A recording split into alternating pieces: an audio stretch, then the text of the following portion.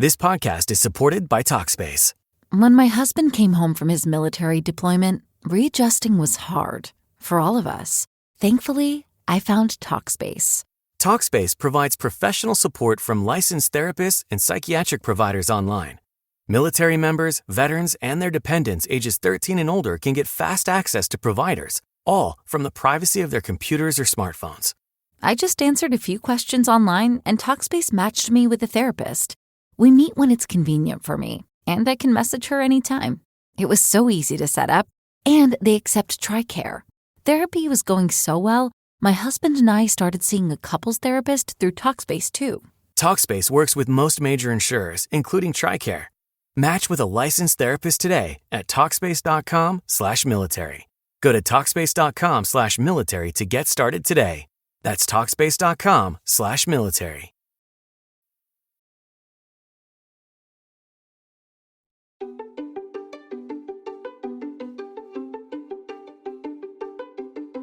I'm Courtney Smith. And I'm Elise Sharp. And we are two nerds who are here to make Shakespeare easier to understand. In this podcast, we will explore as many dimensions to Shakespeare's plays as we can by looking at the text, examining the historical context in which the plays were written, and how his plays are viewed through modern lenses of feminism, racism, classism, colonialism, nationalism, ableism, all of the isms. We will discuss how his plays shaped both the past and present, and, as theater makers, how his plays can be responsibly performed today, all while trying our best to approach his works without giving in to bardolatry. So, Shakespeare, anyone?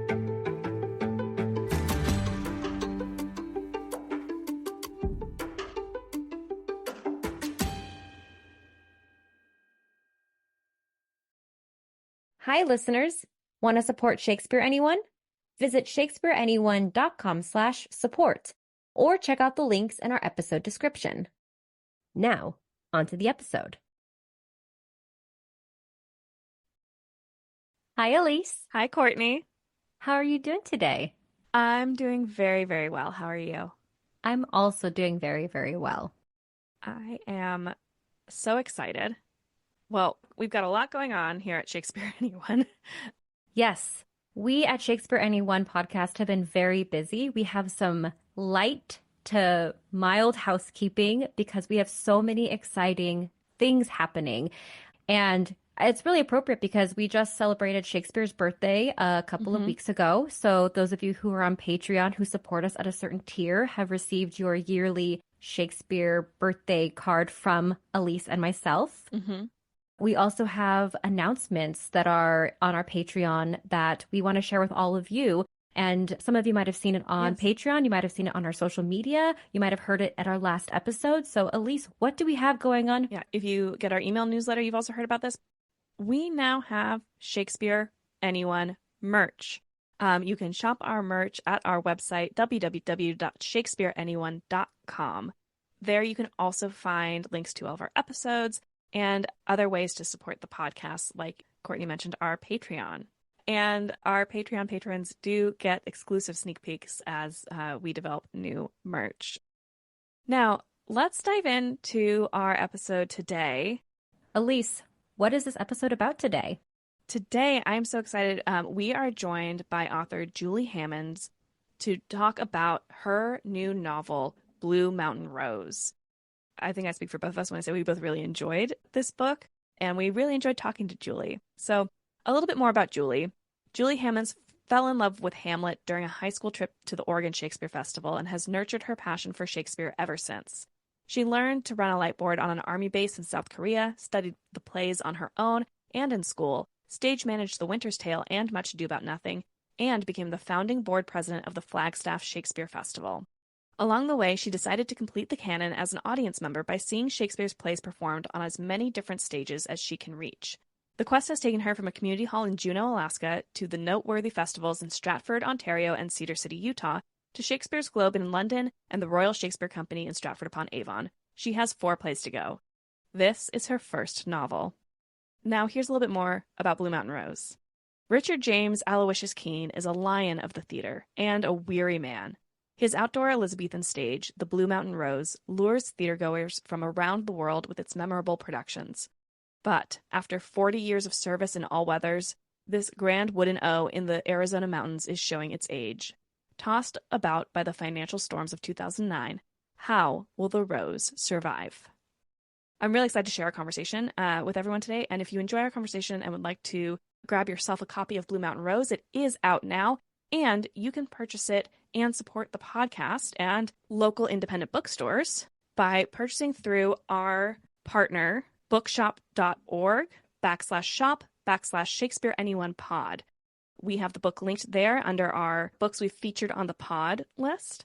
You can also find that link in the episode description and on our website, shakespeareanyone.com, on our page, Support Us. And with that, we hope you enjoy our conversation about Blue Mountain Rose with Julie Hammonds. Hi, Julie. Hello, Elise. Hi, Julie. Hey, Courtney. How are you doing today? I'm doing great. It's so wonderful to get to be a guest on your podcast. I love you. Oh, thank you. Thank you very much. We often say this, or we don't often get to say this like on mic, but working in our bedrooms, producing this podcast as a two-person team, it always means a lot when people come on and know us and we get to hear from people that the podcast means something to them because we just enjoy talking about Shakespeare. And you're here today to talk with us about your new novel, Blue Mountain Rose, which is about a Shakespeare company in Flagstaff, Arizona, and some, I would say, colorful characters who inhabit the world and a specific season in the theater company's journey. But before we dive into that, the question that we first ask all of our guests is, what was your first experience with Shakespeare? I know some people don't have a positive first experience with Shakespeare, and so I'm lucky to be able to say that I did. I had a wonderful public school English teacher when I was a junior in high school, and I grew up in the Central Valley of California, and he planned to do a field trip up to the Oregon Shakespeare Festival in Ashland over spring break. So to get ready for that, we studied Hamlet all semester. He had us memorize the first half of the to be or not to be speech, all the way down to the placement of the punctuation in that speech. So when I saw Hamlet on stage at Oregon Shakespeare Festival, that really was my first experience of the power of live performance. And it's not too much to say that I was hooked. I fell in love. And so in Blue Mountain Rose, my novel, readers will find references to my teacher, whose name was Mr. Berglund, and to the terrific actor who played Hamlet way back then on the stage at OSF, who was Mark Murphy, a wonderful regional theater actor with a long career. And of course, to Hamlet's most famous soliloquy as my company prepares to put that production together. Wow, fantastic. I love, so lucky to get a high school English teacher who really was able to ignite that spark. I know so often when we talk about first experiences, like you said, people don't necessarily have a great one, but it really is incredible the difference that a teacher can make and connecting it to seeing live performance can make. Yeah, I believe also all three of us have experience with the Oregon Shakespeare Festival as being a formative experience in our Shakespeare, our history with Shakespeare. I know I went on a field trip 2 years in a row to OSF when I was in high school. And similarly, I saw Midsummer and was like, oh, this is Shakespeare. Up on its feet. It's fun and it's really exciting. And I know Elise also has experience with OSF. Yeah. So it's really cool that the three of us all share that. Yeah. California girls. Yes. Yes. California, Central Valley. Central Valley. Makes it very easy to... To dive a little bit into your book, I feel like I don't want to give too much away because I enjoyed it so much. Oh, thank you. But the subtitle of your book is A Novel in 5 Acts. And can you tell us about how and why you decided to organize your chapters into acts? I came up with that subtitle as I was creating a plot outline, and that was before I had written more than a couple of scenes. I was really trying to build a solid outline for what the book might become. And that subtitle popped into my head, A Novel in 5 Acts. And so then once it popped into my head, I had to see if I could create a structure that lived up to that, because it's a big challenge to write a novel in 5 acts. But then I kept kind of encouraging myself to say, well, if Shakespeare could write all those plays in 5 acts, surely I can pull off a single novel that way. And it ended up working, at least I think so. So I would say for any writers who are out there, I confess that I like having a plot outline. I like having a structure. When I'm tackling something as long as a novel, it gave me the confidence to believe that I could pull it off, such a big creative endeavor over such a long period of time. Even though sometimes trying to fit the story that I wanted to tell into a 5-act structure gave me fits, which who knows, maybe it gave Shakespeare fits too. Yeah. As I was reading, I was just like, I wonder what came first. Like, was this, like you said, like, was this your structure, or was this like the book was written and then, oh, it nicely fits into these? So fascinating to hear that you almost wrote it like a 5-act play, just in a novel. Speaking of, we've talked a little bit about the theater company in this novel. Your novel is set at the titular Blue Mountain Rose, which is a fictional and I personally found dreamy regional theater dedicated to producing Shakespeare. Other than the Globe Theater that the stage is modeled after, were there any other theaters that served as inspiration? Yeah, so the stage is modeled after Shakespeare's Globe Theatre way back in the day, and then also the modern day Shakespeare's Globe in London. Mm-hmm. And I've had the good fortune of seeing Shakespeare performed in all kinds of places, from, summer in the park to a community hall in a remote town in Alaska, to the wonderful places like Utah Shakespeare Festival or Oregon Shakespeare Festival or Stratford. I got to go to Stratford, Ontario once, which was really great. And so I took or borrowed from all of those experiences when I was trying to visualize and create the Blue Mountain Rose stage. One of the most significant influences for it was the Adams Memorial Theater, which is at Cedar City, Utah. It's a beautiful classical outdoor stage, and it is no longer being used by the Utah Shakespeare Festival, but I had the good luck to see plays there in its last couple of years of full use. And it's aging beautifully, but it's kind of rickety. It's getting more and more a little bit time worn. And I wanted my Blue Mountain Rose Theater to have a little bit of that well used, well loved, starting to fall apart feeling to it that the Adams Memorial stage does. So at the Adams, there's seats. Mm-hmm. At most theaters, there's seats. But at Shakespeare's Globe London, both now and back in the day, there was just an empty yard for the groundlings to stand in. I kind of went back and forth as the writer, as I was describing it in my first draft, and then I handed my first draft to a wonderful early reader whose name is Christine Schmidla. Christine worked at Shakespeare's Globe London. She was a director of text. So she has familiarity with stages both in the United States and abroad. And she read my first draft, and her biggest critique of the first draft was, she said, I can't visualize what the Blue Mountain Rose stage and theater looks like. Are there seats in the yard, or are people standing there? And I I tried to hem and I tried to haw, and it became obvious I didn't have the answer. Mm-hmm. I didn't know. And so Christine very strongly said, the Blue Mountain Rose has an open yard where groundlings are standing. She made the decision for me, and she was right, because there really aren't that many theaters like that anymore, and it makes the Blue Mountain Rose Theater special. It's the kind of theater that people will come from all over to visit, if it really existed, which it does not. Yeah, I loved that detail. Like I said, dreamy. I also found, being an actor who works in regional theater, some of the behind the scenes details that you included of infrastructure that exists for this theater company.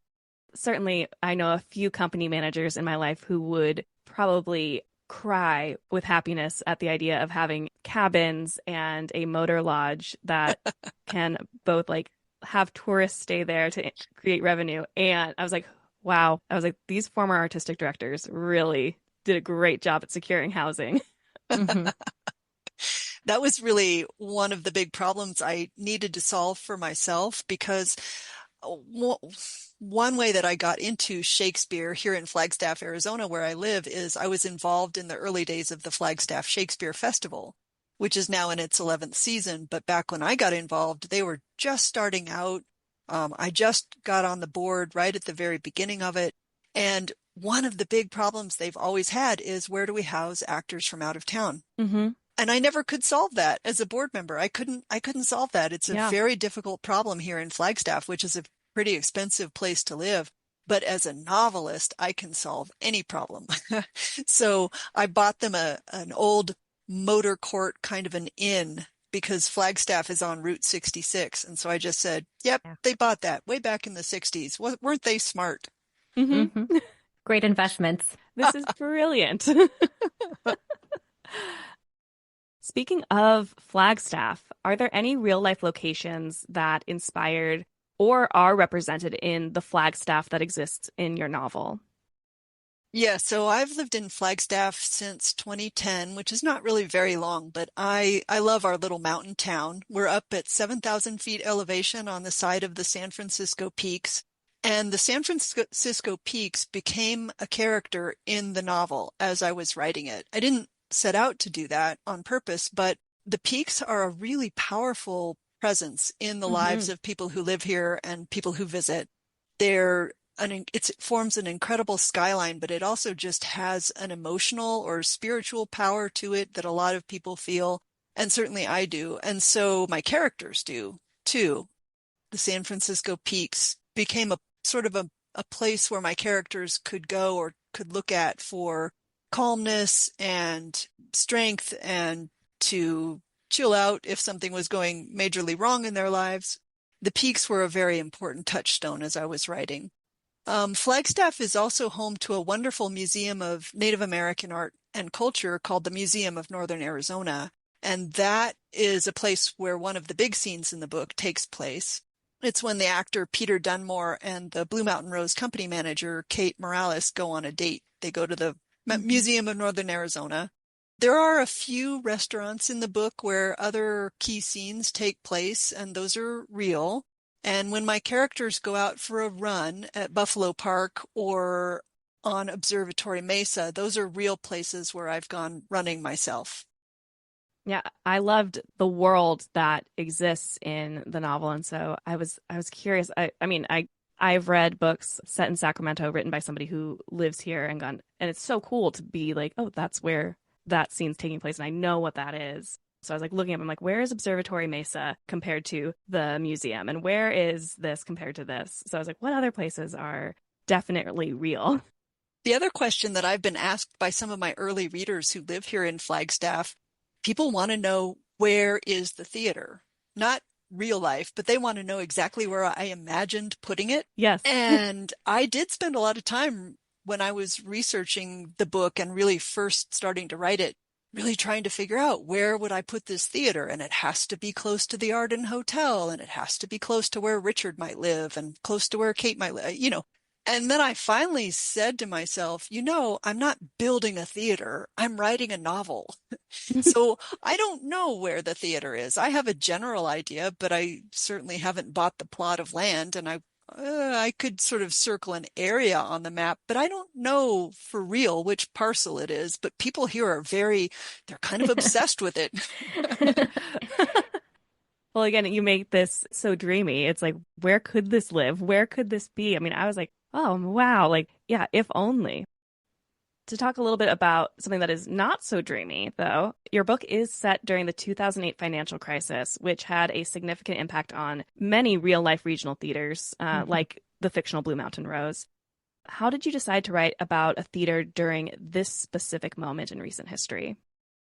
I originally thought that I might set the book at the time when I started writing, which was early 2023, when Flagstaff Shakespeare Festival and other theaters that I knew about were coming out of the pandemic and really facing big financial challenges. It's not like a switch was flipped and suddenly people came flooding back to the theaters.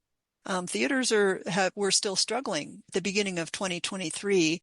And I wanted to work with that. I wanted to put my Blue Mountain Rose company under some kind of a pressure or stress that was fundamental to their continued existence. But COVID was really recent, and I didn't really want to keep living in that particular pandemic mindset. So I utilized my novelist's prerogative. And I went back in time to the most recent time that I could think of that was a similar financial stress without the additional stress of pandemic. And so that was the Great Recession of 2008, 2009. And the people that I know who work in theater who were active back then said, yep, it was exactly that hard. I mean, the Blue Mountain Rose in my book is facing financial ruin. Yeah. And they said, yep, we've been there, done that. Yeah, I am a little surprised because, like you said, the people that I know who were working specifically as theater administrators during that time period, the amount that I know who have gone, I'm retiring before we have to face another financial crisis, or they went through COVID and they said, I can't do another major financial crisis, is many. You do such a adept job at showing that sort of stress that again, like I know many theater administrators, and I really appreciated the care and the love that you show these people who are often unsung contributors to the creation of theater. They do not get the applause. They have to, do the sometimes unglamorous work of asking for money, and also, making sure that things like the toilets are clean and that the housing is functioning. I was just like, these are the people that I know. These are the people that love theater so much and work so hard and are often villains in an actor's story. So I'm really glad you said that. Thank you. The novel is enjoyable if you are not within the realm of theater and don't have that kind of experience, but it's especially enjoyable if you see these people. Like, I have a theater experience as well. So like, it's recognizable, and that makes it all the more enjoyable to me to be like, I know what this is. I've seen this before. And it's really lovely to see these things in a novel, because it's usually like, other aspects of theater that become written about. So I just want to like echo what Elise is saying. Yeah. And on top of that, not just the administrators, but you also show, I think about, you have a stage manager character. I mean, your lead characters, you have three, as you mentioned. You have Peter, who is the lead actor. You have Kate, who is the company manager. And you have Richard, who is the artistic director. And then you also have these other characters that we get to briefly interact with, like a development director, like a marketing director, like the stage manager, the fight director. Yeah, fight choreographer. And I think it just gives such a whole picture of how a regional theater operates, and that it is not just the actors and director rehearsing. There's this whole machine that relies on and works really hard to get this show up and running and ready for an audience. It's a world that I honestly love, the world of theater. And I've had the good fortune to volunteer as a stage manager a couple of times on Shakespeare productions and serve on the board of a fledgling Shakespeare company, which meant I did everything from soup to nuts, figuring out the ticketing system for the first time and coming up with a house management manual that people could use and figuring out where we could perform. And like, I've just seen this machine of theater run from a lot of different angles. And I've loved every one of those experiences. And I've really enjoyed working with the people who collaborate together to create this art form that is theater. So when I sat down to write a novel, I picked a world that makes me happy, because I knew I was going to have to keep showing up and going to work every day to sit down and write. And that's the world that I wanted to show up in and to have this experience with, and to create these characters and have them represent this life that I just admire and appreciate and have benefited from. It was really fun to work on a novel set in a theater. Yeah, and I think that the love that you have for this world shows in how you've written this world. As an author, you chose to utilize a third-person, semi-omniscient point of view. So the reader has insight into the emotions and thoughts of our three main characters. Sometimes within the same chapter, we're getting multiple points of view on the same events. And those characters, again, are Richard, our artistic director, Kate, our company manager, and Peter, our lead actor. Was there one point of view that you enjoyed writing more, or maybe came more naturally? Did they sort of trade off? And were there any unexpected moments in writing that you discovered through utilizing this sort of unique narrative structure? I really enjoyed the process of creating three very different characters who would then take turns downstage center. So Peter is a British actor, but he's working at the Blue Mountain Rose under a stage name, and he's hiding out from fans who only know him from his work in one blockbuster movie he made the year before called Thirst, which is a vampire movie. And Peter is having trouble. He's dealing with fame and grief. And though I don't have experience with fame, certainly, I do have experience with grief. So his scenes were easy to write. They came very easily to me, even though I'm not an actor. And like I said, I'm certainly not a famous actor, but I just understood what he was struggling with in some way. And then Kate is the company manager, and she's a single mom to a precocious 11-year-old. And there again, I'm not a mother, but I am very close with my own mom, and I loved writing those scenes for Kate and her daughter Beth. And then Richard is this longtime executive director, artistic director. He's very loquacious. He's quite a raconteur. I visualized him as Jeremy Irons, and I gave him a strong Irish accent, and then I just let the man talk. And anytime he was in a scene, he took over. He was really a fun character to work with. So I just want to, if you don't mind, I'll read you one thing that he popped out and said as I was writing that I just went, oh, that's beautiful. You crazy man, Richard, like a separate person in my mind. So Kate is talking with Richard, and Kate has become aware that Richard and Peter have had a fight.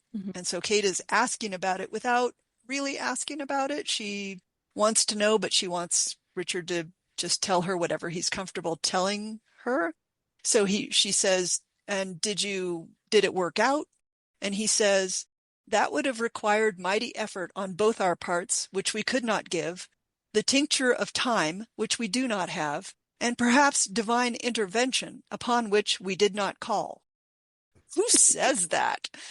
But it was really fun to write a character who would say something quite flowery like that. Richard was tremendous fun. And he's so inspired by Shakespeare, too. It's so evident in the things he says that are not quoting Shakespeare that he really is inspired by the Bard. Yeah, yes. This is his life. And, he's so consistent with it that I'm like, yeah, I know some people who could be this. Yeah, when your world is Shakespeare, and he just seems of that generation, of a generation that has seen, that was at the Blue Mountain Rose when you have some celebrity cameos in the form of sort of Blue Mountain Rose ghosts. It really gives him a sense of he's the second person to lead this theater company, and that he had a great teacher. Now he is the great teacher and the great authority, and his sort of language leads to that. And we sort of see how, especially Kate, who is I would say the closest thing to his protege, is sort of that new generation of how she's able to be more direct, and how she's able to learn from when Richard is not good at actually communicating and is using both Richard and Peter sometimes use Shakespeare as a way to communicate for them instead of communicating more directly. Yes, Kate calls them on their BS sometimes. Yes. And I think you're right. That does put Richard in a certain generation. That sort of high flowery language kind of just makes him, it marks him as someone from the 60s or 70s who worked in theater back when, Derek Jacobi was young and Judi Dench was young. And yeah, he's from there. It feels like he sat at John Barton's feet and learned directly from him. And yeah, it very much puts him in that sort of second generation of RSC trained actors. Yeah. So yeah, all three of the characters were fun to write in their own specific way. And you asked if I made any unexpected discoveries while I was writing. I mentioned that I wrote from a pretty detailed plot outline. So you might think the answer is no, I didn't make any unexpected discoveries because I had found it all while I was building my outline. But really, like any writer, I think I made a lot of discoveries as my fingers were dancing on the keyboard. My little brain would make some connection, and then I would realize I had just surprised myself. That's one of the things I really love about writing, is that inside your own head, you can surprise yourself. That is a strange and wonderful thing. Was there ever a moment where one of the three maybe revealed something about one of the other two for you? Definitely. I think Peter helped me understand what a good mom Kate is and how hard that is sometimes. Kate's daughter, Beth, is a bit challenging. Even though she's only 11, she has big dreams and big questions. And I think Peter's interaction with Kate helps Kate be a stronger character as a mother in some ways.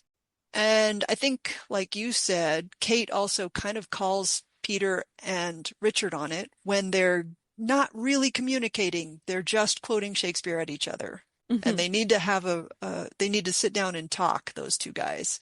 But then I think also sometimes the characters would reveal things about themselves that I hadn't really thought through or wasn't really conscious of. And I won't spoil it, but there was one particular scene I was writing where Peter said something and I had to like take my fingers off the keyboard and go, "You did not."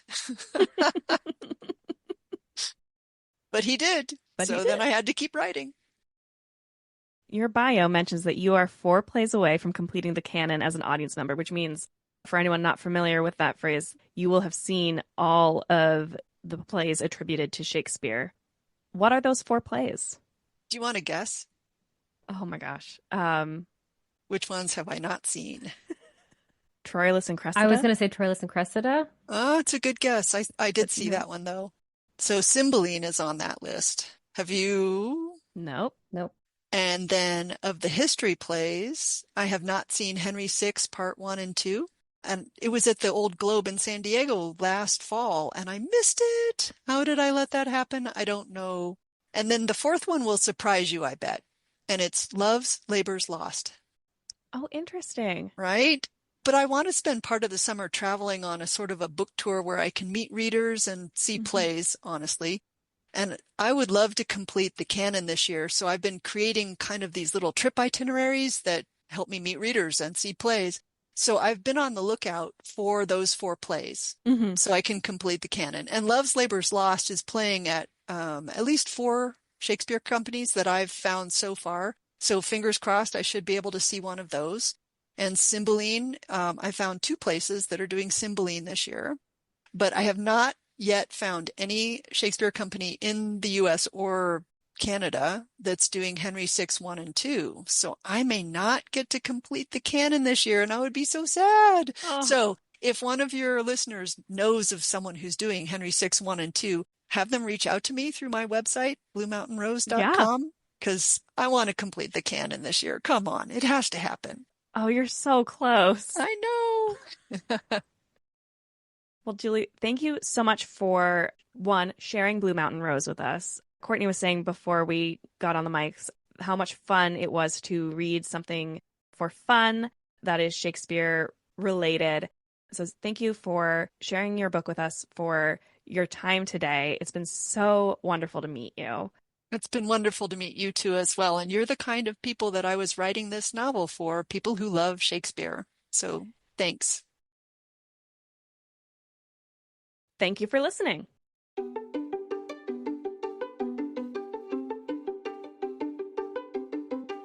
I'm Courtney Smith.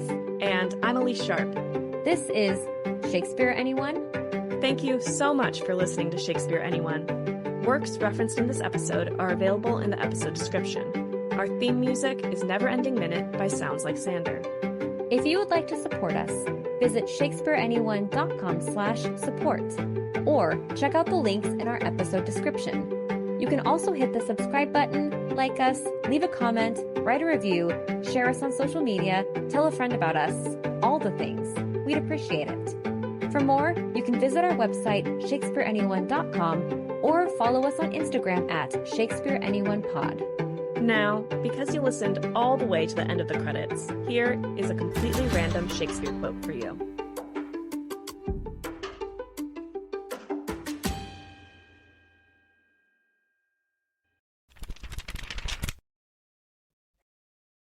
From Hamlet, Act 5, Scene 2, this is a quote from Hamlet himself. If it be now, 'tis not to come. If it be not to come, it will be now.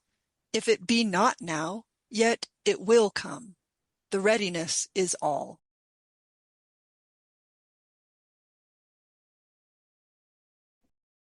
Some matches are temporary, but your privacy shouldn't be. With Line 2, you get a second phone line just for dating. No need to share your personal number until you're ready. You can chat, text, and even block numbers, all while keeping things fun and private. It's perfect for online dating, blind dates, or just keeping things light. When you're ready to move on, Line 2 lets you cut ties without any drama. Dating should be fun and carefree. Line 2 keeps it that way. Ready to date on your terms? Visit line2.com/audio or download Line 2 in the App Store today.